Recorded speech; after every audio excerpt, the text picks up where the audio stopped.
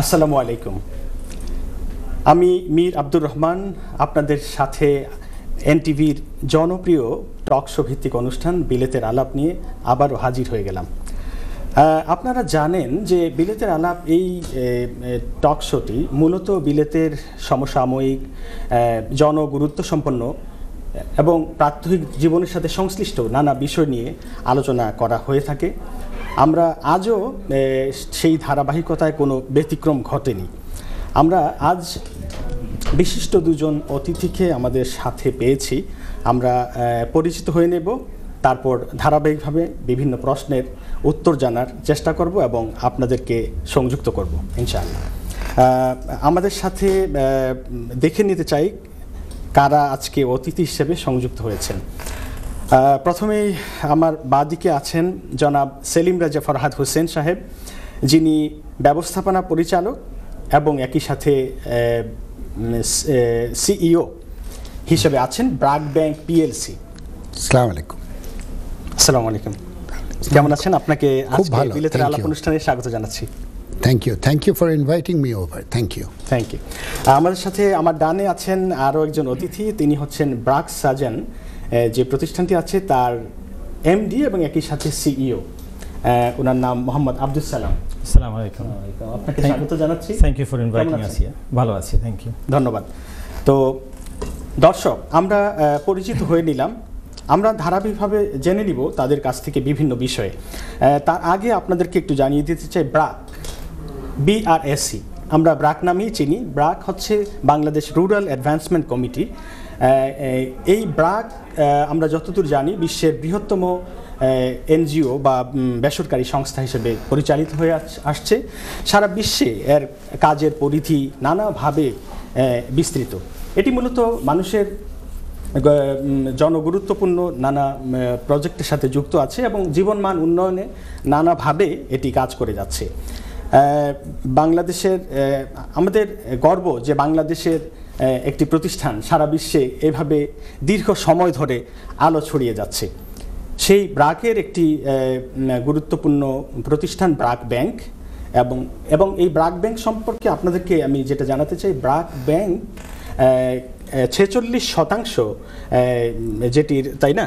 BRAC bank 46% on করে BRAC bank নিজে, আর বাকি 36% ওন করে বিভিন্ন নর্থ আমেরিকান ইউরোপিয়ান ইনভেস্টররা, আর বাকিটুকু যেটা থাকে 27-28% এটা বাংলাদেশি প্রতিষ্ঠান বিভিন্ন ইনস্টিটিউশনস ওন করে, এবং 5-6% হচ্ছে আমরা বলি যে খুচরা বা রিটেল ইন্ডিভিজুয়াল ছোট বিনিয়োগকারী, তারা ওন করেন। আচ্ছা, তো ধন্যবাদ সহায়তার জন্য। আমরা প্রথমেই ব্রাক ব্যাংকের যে সম্মানিত এমডি এবং সিইও মহোদয় আছেন সেলিম রাজা ফরহাদ হোসেন সাহেব, আপনার কাছে যদি খুব শর্টলি আমরা প্রথমে জানতে চাই, could you please tell us about something regarding BRAC bank and its like scenario and history. Thank you so much Mir সাহেব, থ্যাংক ইউ।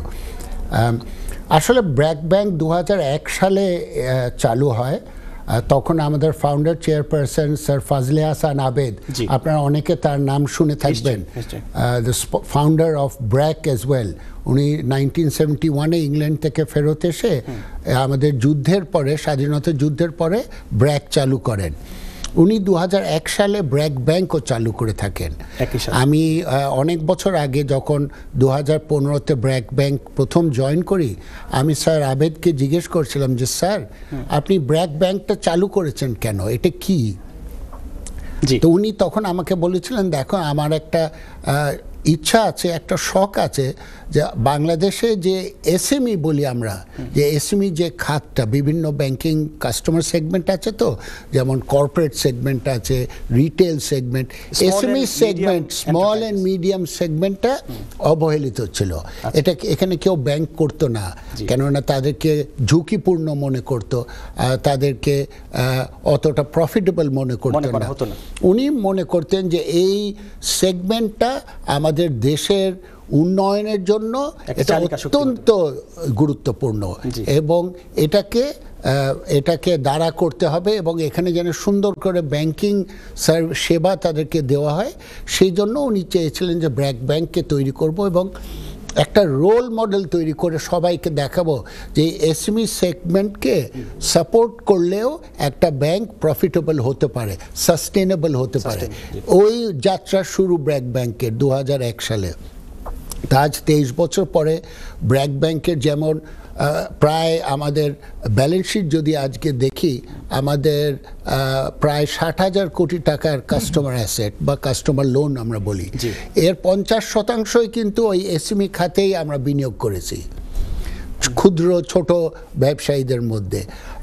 35% মতো হচ্ছে আমরা বলি যে কর্পোরেট অর্থাৎ বড় ব্যবসায়ীদের মধ্যে বিনিয়োগ করা আছে, আর বাকি 14-15% আমরা রিটেল বা কনজিউমার ফাইন্যান্সে আমরা বিনিয়োগ করেছি। আর শুধু তাই না, আজকে আমরা এই 23 বছরের মধ্যে বাংলাদেশের তৃতীয় বৃহত্তম প্রাইভেট সেক্টর ব্যাংক হয়ে গেছে ব্র্যাক ব্যাংক। আমাদের আজকে যদি ব্যালেন্স শিট দেখেন, ব্র্যাক ব্যাংকের balance sheet is close to is about 5.3 billion sterling pounds. আমাদের যে ক্যাপিটাল বা equity is over 400 million sterling. Brack Bank has the highest profitability of any bank in Bangladesh. We have the highest market capitalization of any bank in Bangladesh as well. ধন্যবাদ সেলিম রেজা সাহেব। আমরা আবারও ফিরে আসব আপনার কাছে প্রশ্ন নিয়ে। আমরা একটু কথা বলতে চাই ব্রাক সাজন, যেটি ব্রাক ব্যাংকের একটি সাবসিডিয়ারি প্রতিষ্ঠান, তাই না? তো সেই ব্রাক ব্যাংক সাজনের যিনি এমডি এবং সিইও হিসেবে আছেন, কর্মরত আছেন জনাব আব্দুল সালাম সাহেব, আপনার কাছে একটু আসতে চাই। উনি খুব গুরুত্বের সাথে ইম্পর্টেন্স দিয়ে ব্রাক ব্যাংকের যে স্মল অ্যান্ড মিডিয়াম এন্টারপ্রাইজেস সেটির কথাটি বলছিলেন। তো আমি যদি জানতে চাই স্মল অ্যান্ড মিডিয়াম এন্টারপ্রাইজ এটি কিভাবে গুরুত্বপূর্ণ হয়ে উঠলো বা এটি কি ভূমিকা এখানে? আমার মনে হয় যে এটা আপনি ব্যাংকের এসএমইর কথা বলতেছেন তো সেলিম ভাই, এটা নিয়ে একটু নিশ্চয়ই। আর অ্যাকচুয়ালি প্রশ্নটা আমার জন্য প্রাসঙ্গিক বেশি। ভালো। আসলে ক্ষুদ্র ব্যবসায়ীদের হচ্ছে, আমরা ইতিহাস যদি দেখি গত 100-150 বছরে ক্ষুদ্র ব্যবসায়ীরাই হচ্ছে যে কোনো অর্থনীতির চালিকা শক্তি, ফাউন্ডেশন। এবং বাংলাদেশেরও পুরো অর্থনীতির লেটেস্ট এস্টিমেট যে প্রায় 27% এই ক্ষুদ্র ব্যবসায়ীরা জেনারেট করে। আরও ইম্পর্টেন্ট যে প্রায় 60% আপনার যেই employment, that is also generated by this SME sector. So the SME sector is very, very important. Remarkable as well. জি জি, ধন্যবাদ ক্ল্যারিফাই করার জন্য। আমরা আবার ব্র্যাক ব্যাংকের একটা বড় একটা অংশ যেটা এসএমই তে ফোকাস ছিল, জি বড় একটা অংশ হিসেবে কাজ করছে। তো আমরা কিন্তু শুনেছি যে ব্র্যাক ব্যাংকের যে রেমিটেন্স বিজনেসটা খুবই একটা খুব গুরুত্বপূর্ণ একটি শাখা, সেটি কি একটু আলোকপাত করা যায়? যে আমি একটু বলি যে আমাদের সাজন, এই যে ব্র্যাকের সাথে আপনি দেখেন তো সাজন একটা ব্র্যান্ড, তো সাজন ব্র্যান্ডটা আমাদের এখানে 93-তে আমরা রিটেলে ছিলাম পাবলিশ, মানে আমাদের বাংলাদেশি কমিউনিটি যারা ইউকেতে আছে প্রতি ঘরে আমাদের এই আপনার হাউসহোল্ড নেম ছিল। একটা সময় আমরা 2001-এর পর আমরা ওই যে রিমিটেন্সে আসি। তো রিমিটেন্সে আসার পরে আমাদের সর্বপ্রথম বাংলাদেশে একটা ব্যাংকের সাথে এগ্রিমেন্ট হয়েছে ব্র্যাক ব্যাংক 2003-এ। তখন থেকে ব্র্যাক ব্যাংকের সাথে সাজনের আপনার রিলেশনশিপটা অনেক বছরের হয়েছে, আপনার বিল্ড আপ হয়েছে। তো যে জিনিসটা আমাদের, যে আপনি হয়তো বলতে পারেন তাহলে ব্র্যাক সাজন কীরকম হলো, তো আমাদের 2010-এ এই যে 8-এর পর এইখানে ইউকেতে কয়েকটা রেমিটেন্স এক্সচেঞ্জ হাউস ছিল। এর মধ্যে 2008-এর পরে আমি নাম বলতেছি না, তো কয়েকটা এক্সচেঞ্জ হাউস এখানে আপনার বন্ধ হয়েছে, যার কারণে আমাদের, কারণ আপনি তো জানেন যে গ্লোবালি বাংলাদেশ কিন্তু ডিপেন্ডেন্সি অন দি রিমিটেন্স আমাদের যেটা। সো বাংলাদেশ ব্যাংক তখন এই যে বিভিন্ন লোকাল যে ব্যাংক আছে বাংলাদেশে, ওদেরকে বলা হচ্ছিল যে আপনারা কাজ করেন দেশের বাইরে গিয়ে আপনারা এক্সচেঞ্জ হাউস করেন। অ্যাট দ্যাট পয়েন্ট ব্র্যাক ব্যাংকের ইউনিক এগ্রিমেন্টটা আমাদের সাথে, যে আপনারা হয়তো দেখেছেন যে হোয়াইট চ্যাপেলে বা লন্ডনে 8-10টা ব্যাংক এখানে আসছে এক্সচেঞ্জ হাউস মানে করে 100% ওনারশিপ। আর ব্র্যাকের তখন ওই যে সাজন যে এখানে আসে বা আমাদের এক্সচেঞ্জ হাউস আছে, আমাদের সাথে 75% অ্যাকুইজিশনে আসছে। এটা আসার কারণটা হলো যে লোকাল নলেজটা নেওয়া, যে আমরা যে রিমিটেন্স, যে বাংলাদেশের যে কোটি কোটি মানুষ দেশের বাইরে আছে, এবং ওগুলা কীরকম দ্রুতভাবে মানে দেশের রিমিটেন্স আসে। আমাদের হয়তো আপনারা আরও ভালো জানেন যে মানে আমাদের সেকেন্ড জেনারেশন বা ফার্স্ট জেনারেশন কিন্তু রিমিটেন্স বাংলাদেশে পাঠানোর জন্য তেমন ভালো চ্যানেল ছিল না, শুধু সোনালী ব্যাংক ছিল। কিন্তু আপনার মানুষ অনেক সময় বিভিন্ন চ্যানেলসে টাকা পাঠাইতো। তো ওইটারে স্মুথ করার জন্য আমাদের অনেকগুলা exchange house, money transfer company এখানে হয়েছে।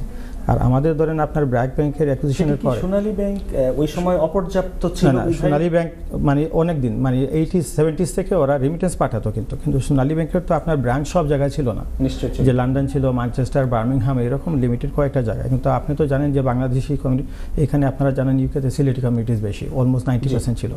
তো ওদের ধরেন আপনার রিচগুলো সব জায়গাতে ছিল না, যার কারণে মানুষ কী করতো তখন ওয়েস্টার্ন ইউনিয়ন, মানিগ্রামের মাধ্যমে বাংলাদেশের রিমিটেন্স ফেরাতো। হতো কি আপনার কস্ট অফ রিমিটেন্স সেন্ডিং আপনার খুব এক্সপেন্সিভ ছিল। যত কম্পিটিশন আসছে তত বেশি ধরেন আপনার রিমিটেন্সের কস্ট কমে আসছে। আর আমাদের যেটা সেলিম ভাই বললো যে আমাদের ফাউন্ডারের একটা ইয়ে ছিল যে যারা ক্ষুদ্র মানুষ বা যারা লোক আপনার ডিপ্রাইভড ফ্রম দের আপনার ফাইন্যান্সিয়াল সিস্টেম বলেন বা যেটাই বলেন, উনি বাংলাদেশে তখন খুব বিকাশ, ওই যে মানি ইন মোশন নামে একটা কোম্পানির সাথে আপনার অ্যাকুইজিশনে গেল 2010-এ। সেম টাইম আমাদের সার্জন ছিল ওইটারে রিমিটেন্স করার জন্য আপনার ইউকেতে আপনার অ্যাকুইজিশনে গেল। কিন্তু দেখেন আজকে বিকাশ বিশ্বের একটা আর সার্জনের আমাদের আর ব্র্যাক সার্জনের রিব্র্যান্ডেড হয়েছে আপনার 2011-তে জানুয়ারিতে হওয়ার পরে আমরা শুধু ইউকে না, ইউরোপের আপনার স্পেন, পর্তুগাল, আপনার ফ্রান্স, ইটালি, এই জায়গাগুলো তো আমাদের রিমিটেন্স কিন্তু ছিল, প্রচুর রিমিটেন্স আমাদের বাংলাদেশে। একটা সময় আমরা ইউকেতে প্রায় অলমোস্ট 30% প্লাস মার্কেট শেয়ার আমাদের ছিল। তো এখন আমরা এই ব্র্যান্ডটারে আমাদের হয়তো দর্শক সবাই জানে যে 2022-এ আমাদের প্রায় 18 মাসের মানে একটা সার্ভিসটা বন্ধ ছিল। সবাই আমি একটু পরেই আসছি। জি, এই যে বন্ধের পরে যে আবার আপনারা যে নতুনভাবে যাত্রা শুরু করলেন, আমি যদি সম্মানিত এমডি মহোদয়ের কাছে যেতে চাই একটু, সেলিম রাজা ফরহাদ সাহেবের কাছে, যে আপনি বলছিলেন যে ব্র্যাক মানে কিভাবে তাদের যে কার্যক্রম ক্রমাগতভাবে এর প্রতিষ্ঠার পর থেকে প্রসারিত করে যাচ্ছে। তো ওভারঅল আমি যদি ব্যক্তিগতভাবে জানতে চাই, সার্বিকভাবে এর কার্যক্রম কোন পর্যায়ে আছে বাংলাদেশের সোশিও ইকোনমিক কন্ডিশনের যদি তুলনায় বলতে চাই? যদি আমাদের প্যারেন্ট ব্র্যাক এনজিওর কথা বলে থাকেন, এটা পৃথিবীর সর্ববৃহত্তম এনজিও এবং আমরা যে বলি it is a development organisation, অর্থাৎ জনগণের, বিশেষ করে প্রান্তিক জনগণের উন্নয়নে তারা কাজ করে বেড়ায়। তাদের অনেকগুলো অঙ্গ আছে। একটা তো আপনারা সকলে শুনেছেন মাইক্রো ফিন্যান্স ইনস্টিটিউশন, যেটা বাংলাদেশে বিরাট বড়, বাট এটা ছাড়াও কিন্তু তাদের অনেক ডেভেলপমেন্ট ওয়ার্কস আছে। আপনি বলেন এডুকেশন, স্যানিটেশন, গভর্নেন্স, বিভিন্ন এরিয়ায় কিন্তু তাদের ফোকাস আছে এবং তাদের বিভিন্ন উদ্যোগ আছে। একই সাথে হয়তো শুনেছেন বাংলাদেশের সবচেয়ে বড় প্রাইভেট সেক্টর ইউনিভার্সিটি, সেটা হচ্ছে ব্র্যাক। এটা বিরাট বড় একটা ইউনিভার্সিটি, নতুন করে সুন্দর বড় একটা ক্যাম্পাসে চালু করেছে তারা বাড্ডায়। সেটাও কিন্তু আরেকটা বড় উদ্যোগ ব্র্যাকেরই। তেমনি BRAC bank is also part of their initiatives in the financial sector. আরঙের কথা হয়তো শুনেছেন, বাংলাদেশে একটা খুব নাম করা একটা রিটেল আউটলেট, ক্লোদিং আউটলেট, যেখানে বিশেষ করে আমাদের এসএমইদের কাছ থেকে ওনাদের যেই কাপড়, বিভিন্ন রকমের কাপড় আর অন্যান্য দ্রব্যমূল্য ওরা তৈরি করে ওরা শহরে বিক্রি করে। ওইটাও কিন্তু একটা নাম করা প্রতিষ্ঠান আড়ং। বিশেষ করে খেয়াল আছে ঈদের সময় দেখবেন সবাই আড়ংয়ের শাড়ি, আড়ংয়ের পাঞ্জাবি তো একচেটিয়া চলে, একচেটিয়া মহাসমারোহে। তো ব্র্যাক কিন্তু আরেকটা জিনিস ভুললে হবে না, ব্র্যাক আবার বহু দেশেও কিন্তু তাদের এই ডেভেলপমেন্ট রোলটা আমার এক্সাক্ট খেয়াল নেই, সরি, লেটেস্ট কত 16-17টার মতো দেশে তারা আছে অ্যাপ্রক্সিমেটলি। জি জি জি, ধন্যবাদ। ধন্যবাদ। আমরা জনাব আব্দুল সালাম সাহেবের কাছে আবার আসতে চাই। আপনি একটু আগে বলেছিলেন যে ইউকেতে ব্র্যাক সার্জনের কার্যক্রম মোটামুটি একটা সার্টেন পিরিয়ড অফ টাইম বন্ধ ছিল। কেন বন্ধ ছিল এবং কবে নাগাদ আবার ফিরে আসলো বা তার পরবর্তীতে যাত্রাটি কেমন? আমাদের এটা হয়তো আপনারা বিভিন্ন সময় শুনে থাকেন, যে শুনছেন যে অনেকটা মানি সার্ভিস বিজনেসেস আপনার বন্ধ হয়েছে। সো এই দেশের রেগুলেটর্স হয় কি যে আপনার দেখা যাচ্ছে যে এই ছোট ছোট কোম্পানিজগুলো এখানে ওদের ধারণা হলো যে যত আপনার টেররিজম বা আপনার মানি লন্ডারিং যেটা আপনার এই সিস্টেম ঝুঁকিটা বেশি এই ছোট সেক্টরে। তো এর জন্য হয়েছে কি যে আপনার regulators over the years they have আপনার close lot of the businesses. তো এতে হয়েছে কি যে আমাদের মানে প্রতিটা মানে আপনার যখন খুব রেগুলেশনস আপনার আর্টিকুলেট দিয়ে থাকে যে প্রতিটা business you should look at in isolations. আপনি যে হাই রিস্ক মানে একটা সেক্টর আছে এইখানে যদি 5টা ব্যবসা থাকে তো 5টা ডিফারেন্ট রিস্ক থাকতে পারে। সো আমাদের ক্ষেত্রে হয়েছে কি যে এই যে আরও অনেকটা কোম্পানিজ বন্ধ হয়েছে এর পাশাপাশি আমাদেরকে বন্ধ করা হয়েছে অ্যালিগেশন নিয়ে। তো আমরা ধরেন আপনার অফকোর্স রেগুলেটর্স ওদের যে কোনো সময় আমাদের ধরেন আপনার ওরা ইয়ে করতে পারে মানে আমাদের যে সিস্টেমস কন্ট্রোলস এগুলো দেখতে পারে।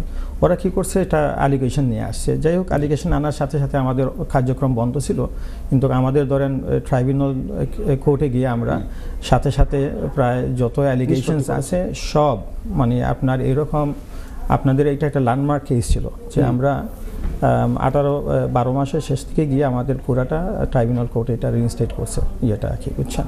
সো পরে আমাদের আবার ব্যবসাতে আসছে, আমরা 2022-এর ডিসেম্বরে আমরা ব্যবসাতে আবার আসছি। আসার পরে এখন আমরা ধরেন আপনার ফোকাস করতেছি আমরা আবার যে কারণ আমাদের যে রিমিটেন্স যারা এই দেশ থেকে রিমিটেন্স পাঠায় আমাদের এই রিমিটার ভাই বোনেরা কিন্তু আপনার ক্যাশ বেস ব্যবসা মানে আপনারা জানেন যে এই দেশে প্রায় 9,000-এর উপর বাংলাদেশি রেস্টুরেন্টস আছে।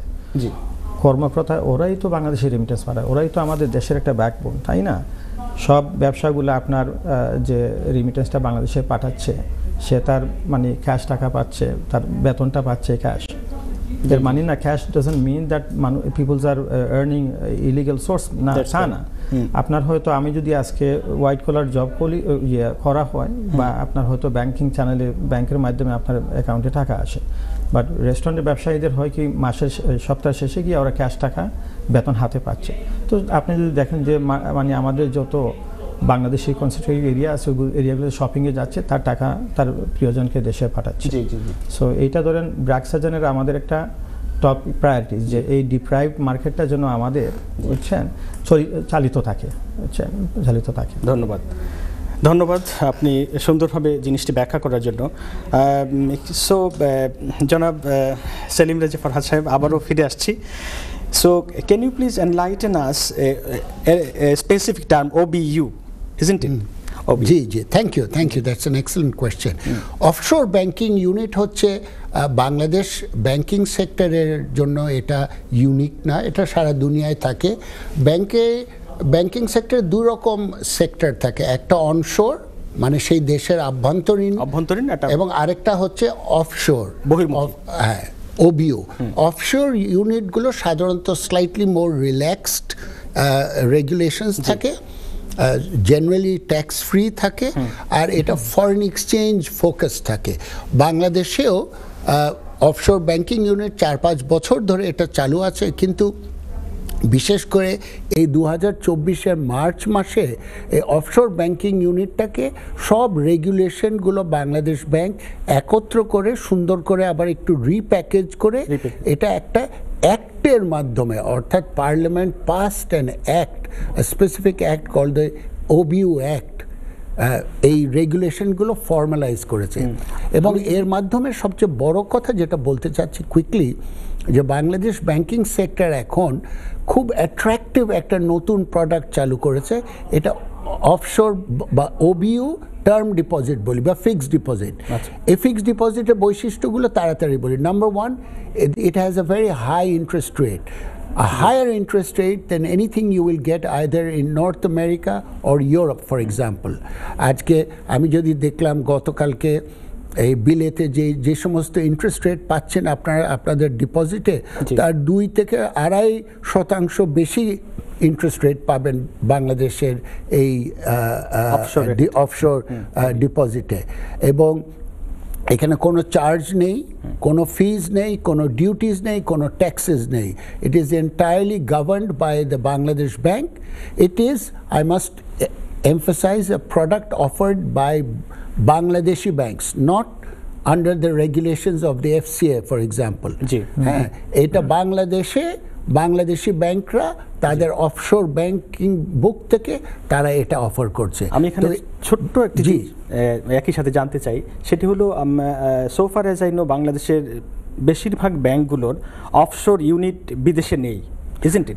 অফশোর ইউনিটটা ফিজিক্যালি কোনো ইউনিট না, একই বুকসের মধ্যে Invisible. বাট এটা আর কি করে বোঝাবো, বুকসের মধ্যে এটা অফশোর ক্লায়েন্টের জন্য। Client. এখানেও কোনো বাংলাদেশি রেসিডেন্ট বিজনেসেস এইখানে কিন্তু তারা ডিপোজিট রাখতে পারে না, লোন জি। ডাইরেক্টলি নিতে পারে না। তো এই বাংলাদেশের ওবিউটা ব্র্যাক ব্যাংকও অফার করছে। 20-25টা ব্যাংক এই ওবিউ সার্ভিসেস আছে। আমাদের ওবিউটা সবচেয়ে বড় এই যতগুলো ব্যাংক আছে প্রাইভেট সেক্টর বাংলাদেশি ব্যাংকের মধ্যে। কিন্তু ওবিউ ফোকাসটা কি, আমার জানার ইচ্ছে সেটি কি ইমিগ্রেন্ট বাংলাদেশি কমিউনিটি অর বাংলাদেশে থাকা? বোথ।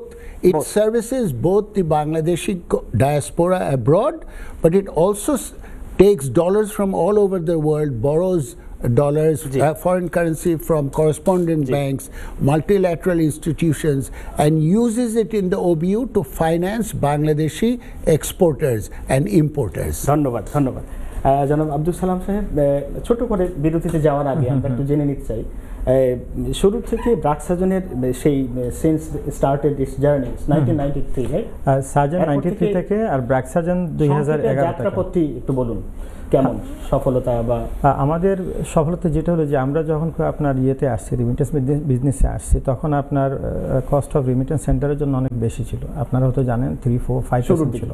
হ্যাঁ, এখন আপনার কি হয়েছে যে বাংলাদেশের করিডোরে আপনার 1.5% নেমে আসছে, 1.5% কাস্টমারকে চার্জ করা হয়। আর শুধু তা না, যে কনভিনিয়েন্স, মানে আমাদের ধরেন আপনার ব্র্যাক সাজনের এখন প্রতিটা শহরে, সিটিজেন টাউনসে আমাদের এজেন্সিজ আছে। আরও আমরা ইনিশিয়েটিভ নিচ্ছি যে হ্যাঁ, যে এরিয়াগুলোতে আমাদের বাংলাদেশি আছে এইরকম এজেন্সি বিভিন্ন এক্সচেঞ্জ হাউসে নাই, আমরা ওইখানে বসানোর জন্য। কিন্তু এইটা আপনার হচ্ছে কি যে কনভিনিয়েন্স বাড়ানো হচ্ছে, তা না, মানে আমরা এখন আপনি হয়তো জানেন যে মানুষ ডিজিটাল ইয়েতে যাচ্ছে, প্ল্যাটফর্মে যাচ্ছে।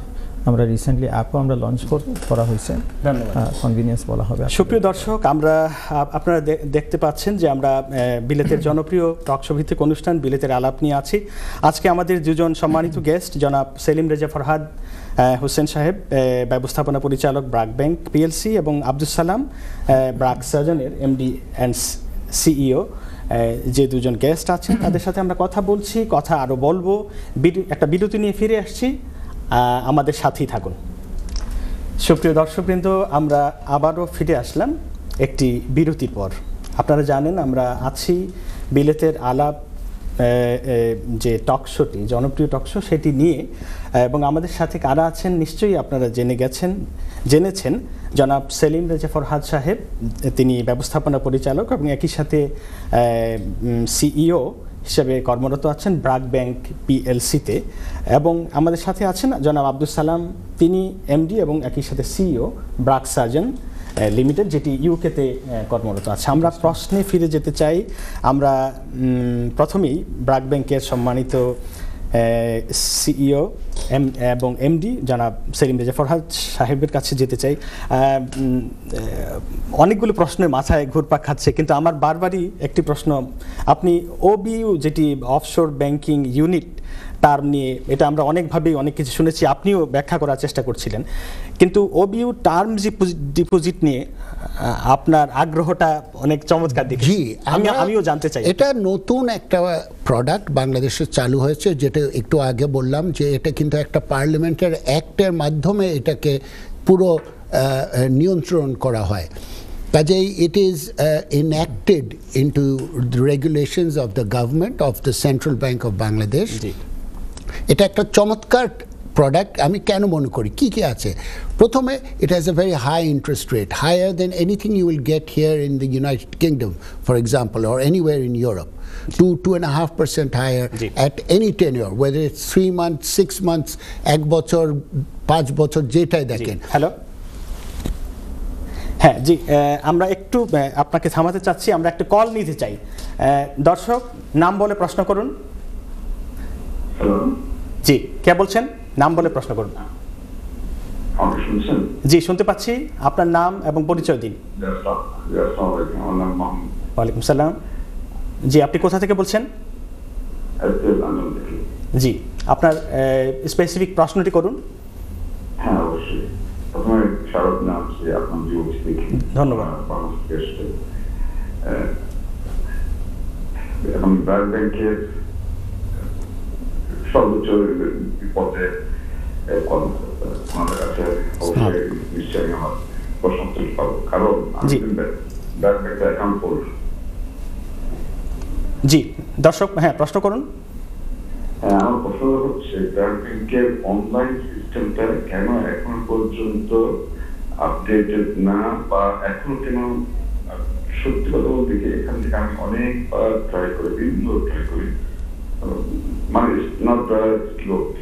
এটা কিন্তু আসলে যেভাবে চাই আমরা সেরকম পারে। এখানে আপনি যে কোনো একটা ব্যাংকে ঢুকলে, যে কোনো একটা নট অনলি ব্যাংক, আপনি যদি ছোটখাটো কোনো একটা ফাইন্যান্সিয়াল কোনো একটা ঢুকেন, অটোমেটিক আপনার সবকিছু আপনার হাতে নাগাল পাচ্ছেন, আপনি যেটা চাচ্ছেন সেটা পাবেন। আপনার এখানে যেহেতু আপনি ব্র্যাক ব্যাংকের আছেন এখানে, আপনার আমি অনুরোধ করবো আপনার নিজেরা যখন প্র্যাকটিক্যালি আপনি দেখবেন তখন বুঝতে হবে যে এখানে সমস্যাটা কোথায়।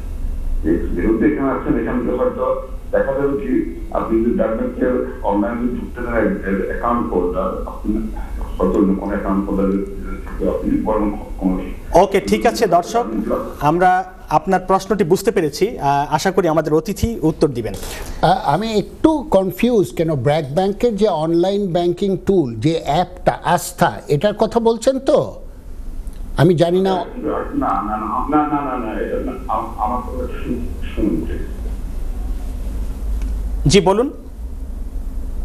না, আমি বলতে চাচ্ছিলাম এখান থেকে আমি আমার পার্সোনাল অ্যাকাউন্ট আছে, সে অ্যাকাউন্টে আমি ঢুকে আমি ব্যাংক স্টেটমেন্ট, আমি ট্রানজাকশন কিছু করতে পারি না। কেন পারবেন না?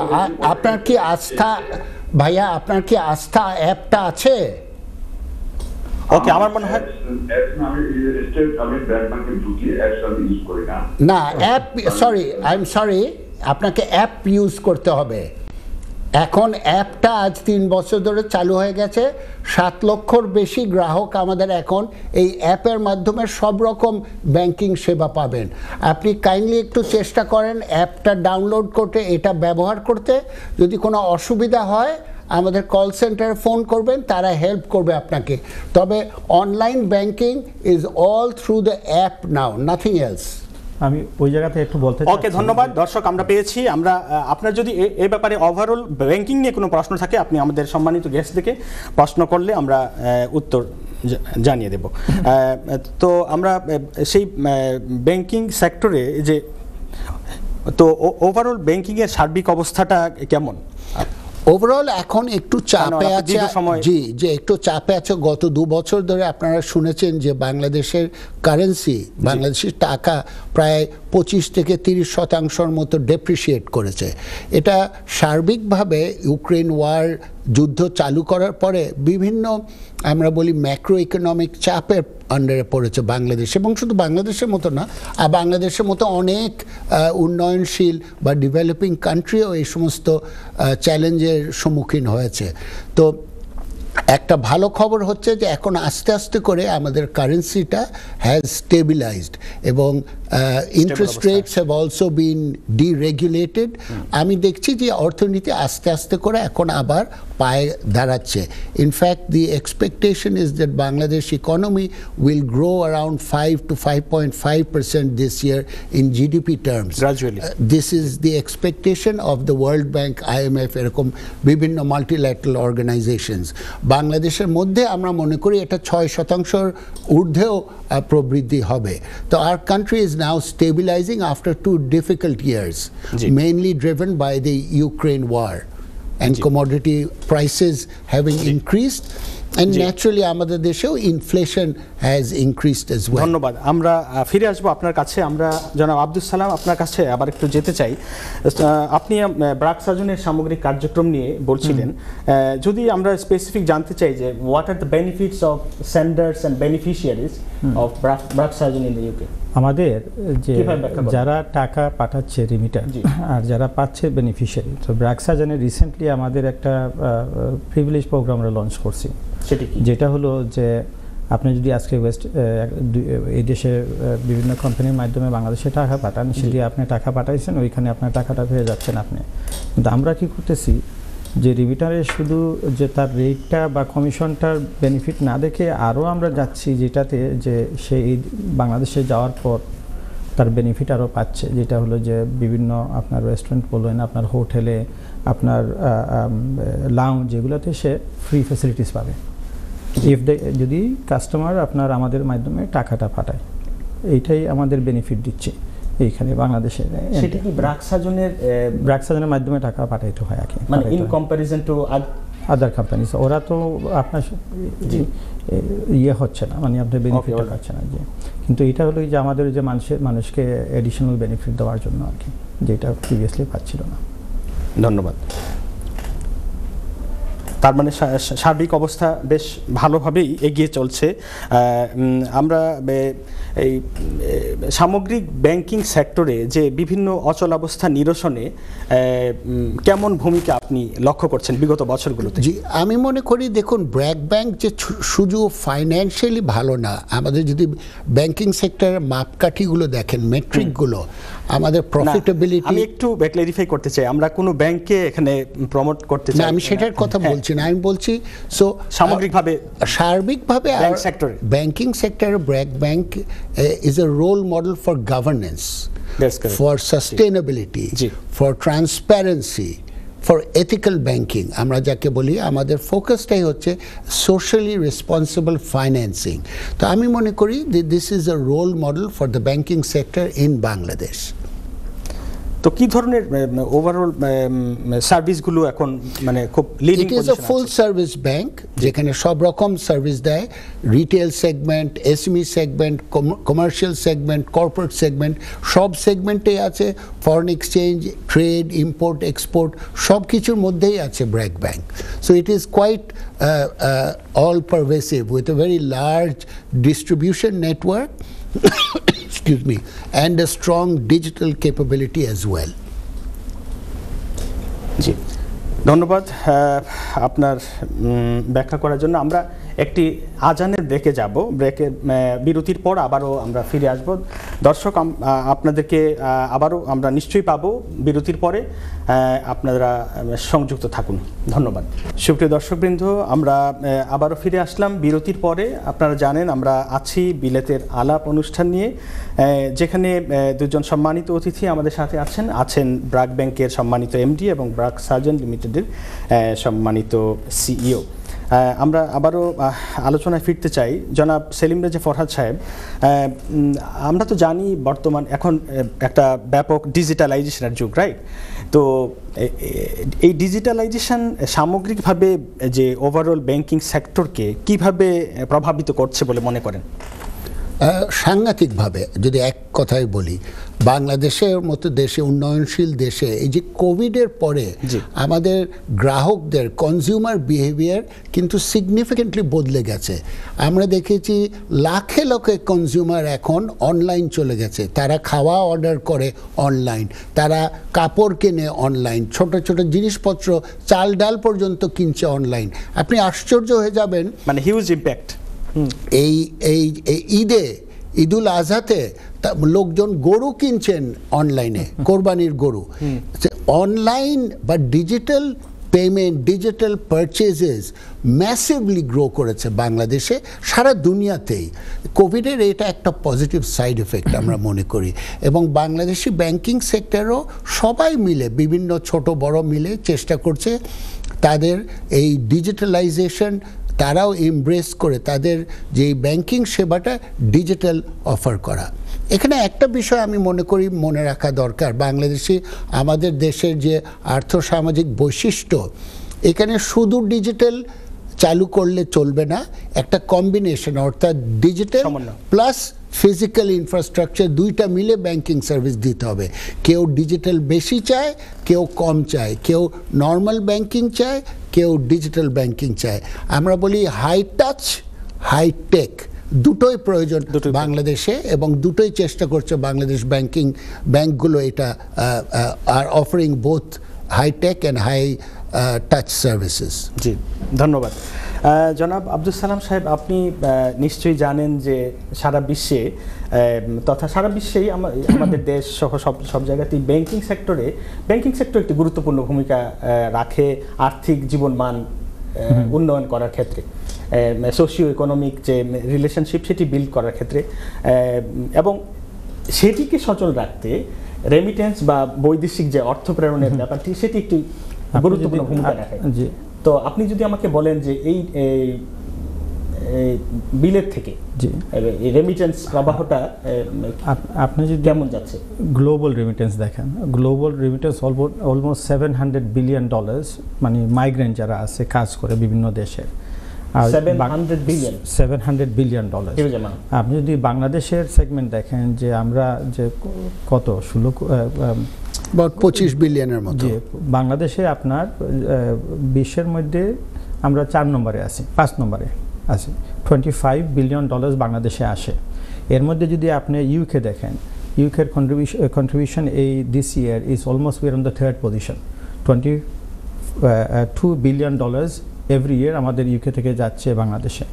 এখন যেটা একটু আগে যে আপনি বললেন যে ডিজিটাল, যেটা আমাদের রেমিটেন্স যদি দেখেন যে 10-12 বছর আগে মানুষ একজন যখন রেমিটেন্স পাঠাতো এক্সচেঞ্জ হাউস থেকে, আপনার 5 দিন 7 দিন লাগতো। কিন্তু এখন হয় কি যে আপনার যেটা আপনি একটা এজেন্সি লোকেশন বা একটা ব্যাংকের ব্রাঞ্চ থেকে যদি আপনি রেমিটেন্স করেন, আপনি অফিস থেকে বের হওয়ার আগে কিন্তু আপনার অ্যাকাউন্ট ক্রেডিট হয়ে গেছে। সেলিম ভাই যেটা বললো যে আমাদের প্রতিটা মানে বাংলাদেশের যে financial system integrated with the exchange houses, আপনার ট্রানজাকশন মানে হচ্ছে এদিকে, ওদিকে আপনার ওই পাশে লোকজনের কাছে প্রিয়জনের কাছে টাকা চলে যাচ্ছে। সো এইটা হলো আরেকটা ডিজিটাল ইয়ে। এবং আপনারা যদি দেখেন যে বাংলাদেশের রিমিটার মানুষ এখান থেকে টাকা পাঠায়, দের আর টু টাইপ, মানে 2 রকম টাকা পাঠায় বাংলাদেশে। একটা হলো যে তার দ্রুত তার টাকা দরকার, সে ব্রাঞ্চ খোলার সাথে সাথে ওইখান থেকে ক্যাশ টাকাটা নিয়ে যাচ্ছে। আর একটা হলো কি যে তার ব্যাংক অ্যাকাউন্ট থেকে টাকা দিচ্ছে, ওইখানে ব্যাংক অ্যাকাউন্টে টাকা পাচ্ছে। একটা সময় এই যে আমরা ক্যাশ ওভার কাউন্টার বলি, ব্রাঞ্চ থেকে পে আউট হয়, প্রায় অলমোস্ট 70% আপনার টাকাটা বাংলাদেশে বিভিন্ন ব্যাংক থেকে আপনার ক্যাশ পে আউট হইতো। কিন্তু এটা এখন পাল্টে গেছে, ওই যে ডিজিটালাইজেশন হওয়ার পরে আপনার স্পিড বাড়ছে। এখন আপনার ব্যাংক থেকে, এখান থেকে একটা ব্যাংক থেকে টাকা পাঠাচ্ছেন, বাংলাদেশে একটা ব্যাংকে আপনার অ্যাকাউন্টের সাথে সাথে 2-1 মিনিটের মধ্যে টাকাটা ক্রেডিট হয়ে যাচ্ছে। তো এইটা হচ্ছে কি যে আমাদের মানুষের একটা বেনিফিট হচ্ছে, বুঝছেন, বাংলাদেশের। ধন্যবাদ। জনাব সেলিম রেজা সাহেব, আপনি কি আমাদেরকে একটু জানাবেন যে রেমিটেন্সের যে প্রবাহ, সেই প্রবাহ পজিটিভলি সৃষ্টি করার ক্ষেত্রে এর টোটাল রেশিওটা কেমন ওভারঅল? এইটার পিছনে বাংলাদেশ সরকার এবং বাংলাদেশের ব্যাংকিং সেক্টর, বাংলাদেশের সেন্ট্রাল ব্যাংক এখন খুব কঠিনভাবে কাজ করছেন, এবং বিভিন্ন রকম উদ্যোগ, একটা তো একটু আগে বললাম ওবিউর যে নতুন একটা উদ্যোগ চালু করেছে, এটা ছাড়াও আমাদের সালাম সাহেব যে বললেন যে বিভিন্ন রকম এক্সচেঞ্জ হাউস, রেমিটেন্স হাউসকে সহায়তা করে, পার্টনারশিপ করে online services, digital remittance services চালু করার ব্যাপারে প্রচুর কাজ চলছে, বিনিয়োগ চলছে। এর সাথেও মনে রাখতে হবে যে বাংলাদেশে এখন যে লাস্ট মাইল সলিউশন, অর্থাৎ গ্রাহককে বা বেনিফিশিয়ারি অ্যাকাউন্ট ক্রেডিট বা ক্যাশ টাকা তোলার পেছনে আমাদের যে বিভিন্ন